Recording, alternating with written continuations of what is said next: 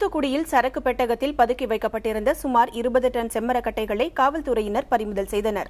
அங்குள்ள மாதவன் நகர் என்ற பகுதியில் தனியார் கிட்டங்கியில் செம்மரக்கட்டைகள் பதுக்கி வைக்கப்பட்டுள்ளதாக கிடைத்த தகவலை அடுத்து காவல்துறை கண்காணிப்பாளர் அஸ்வின் கோட்னிஸ் உத்தரவின் பேரில் காவலர்கள் அங்கு சோதனை மேற்கொண்டனர். அப்போது ஒரு சரக்கு பெட்டகத்தில் செம்மரக்கட்டைகள் பதுக்கி வைக்கப்பட்டிருந்தது தெரியவந்தது.